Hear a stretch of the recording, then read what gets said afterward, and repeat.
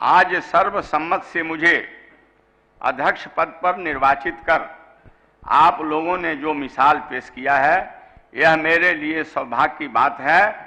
इसके लिए मैं आप सबका हृदय से आभारी हूं। मैं एक साधारण सा आदमी हूं, किसान हूं। किसानों की समस्याओं के लेकर मैंने संघर्ष किया है। मुझे गर्व है कि मैं भारत के प्रथम राष्ट्रपति डॉक्टर राजेंद्र प्रसाद जी के जन्म स्थली सीवान जिले से आता हूं।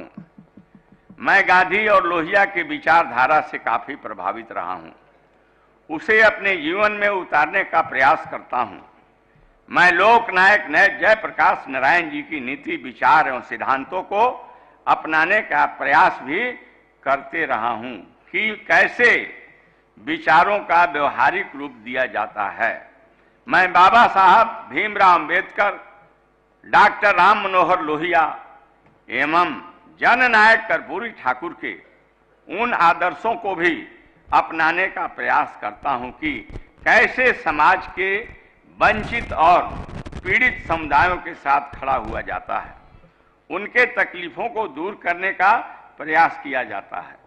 मैं अपने को सौभाग्यशाली मानता हूं कि मैं माननीय लालू जी के दिल के करीबी हूं। उन्होंने मुझे मान सम्मान दिया, उन्होंने हमेशा मेरा हौसला बढ़ाया, अन्याय के विरुद्ध लड़ने का हिम्मत दिया।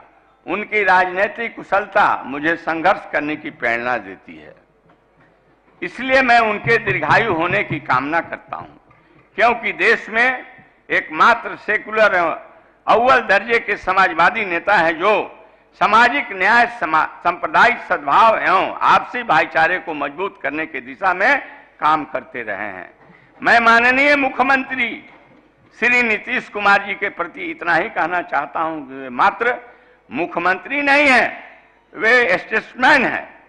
एक विराट दूरदर्शिता है उनमें। उनके पास डॉक्टर श्री कृष्ण जी सिंह जी जैसी प्रशासनिक कुशलता है।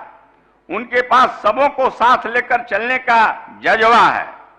उनके उद्गार के प्रति मैं उनका आभारी हूं। मैं बिहार के उप मुख्यमंत्री श्री तेजस्वी प्रसाद यादव के प्रति विशेष आभार प्रकट करता हूं। यह बिहार के लिए एक सौभाग्य की बात है कि उसे एक सशक्त युवा नेता मिला है जो हम जैसे बुजुर्गों को साथ लेकर चलने का जज्बा रखता है। मैं उनके प्रति विशेष आभार प्रकट करता हूं। मैं विधानसभा में अन्य सभी दलों के माननीय सदस्यों से, उनके नेता से प्रभावित रहता हूं। मैं हमेशा जनता के हित के प्रति सजग रहे हैं। मैं आप सबों को हृदय से धन्यवाद देता हूं। मैं आप सबों को विश्वास दिलाता हूं कि इस सदन की मर्यादा और प्रतिष्ठा, विधानसभा के सभी माननीय सदस्यों की मान एवं सम्मान की रक्षा करता रहूंगा। बिहार की जनता के हितों के लिए बिहार विधानसभा के इस फोरम को अधिक से अधिक सशक्त बनाने का प्रयत्न करूंगा। मैं चाहूंगा कि सदन में विमर्श का स्तर अच्छा हो। सिर्फ आरोप प्रत्यारोप से हम बिहार की जनता के हितों की नहीं साध सकते हैं। मैं उम्मीद करता हूं कि यह सभा जनता के दुख दर्द का आईना बनकर आप सभी प्रतिनिधियों के साथ सरकार को सही मार्गदर्शन देता रहेगा और सरकार विधानसभा के प्रति अपनी जवाबदेही निभाती रहेगी। यह सदन और यह संसदीय व्यवस्था एक ऐसी व्यवस्था है जिसमें माननीय सदस्य आम जनता की तकलीफों को एक कागज में लिख कर देते हैं। सदन में विमर्श होता है, तत्क्षण उसका निपटारा होता है या उसके लिए नीतियां बनती है, कानून बनते हैं। यही संसदीय व्यवस्था की खूबसूरती है। इस देश के लिए जहां विभिन्न धर्मों और जातियों को आबादी रहती है, उनकी आवाज को उनके प्रतिनिधियों के माध्यम से उठाया जाता है और उन मुद्दों प्रश्नों का हल यहां ढूंढा जाता है। आप लोगों ने मुझे एक चुनौती भरा दायित्व सौंपा है। मैं प्रयास करूंगा कि इस चुनौती पर खरा उतरूं। इसके लिए मुझे स्वयं को स्वस्थ परंपरा में, इसके लिए मुझे स्वयं को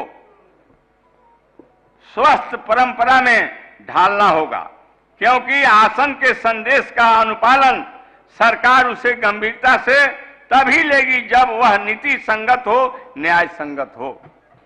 साथ ही ऐसा होने पर ही आसन सरकार से माननीय सदस्यों के द्वारा उठाए गए उचित प्रश्न का सकारात्मक हल निकालने का आग्रह कर सकेगा तथा आसन इस चुनौती का सामना कर सकेगा। आप सबों ने मेरे प्रति जो उद्गार व्यक्त किया है, मैं प्रयास करूंगा कि आप सबों की अपेक्षाओं पर खरा उतरूं। मैं हमेशा प्रयास करूंगा कि आसन की निष्पक्षता बनी रहे, आसन का संचालन प्रक्रिया कार्य संचालन नियमावली के अनुरूप हो तथा सदन का मान बढ़े। मुझे आशा ही नहीं पूर्ण विश्वास है कि आप सबों का पूर्ण सहयोग मुझे प्राप्त होगा। मैं पुनः माननीय मुख्यमंत्री जी, माननीय उप मुख्यमंत्री जी, नेता विरोधी दल एवं सभी दलों के नेतागण तथा सदन के सभी माननीय सदस्यों के प्रति आभार प्रकट करता हूं।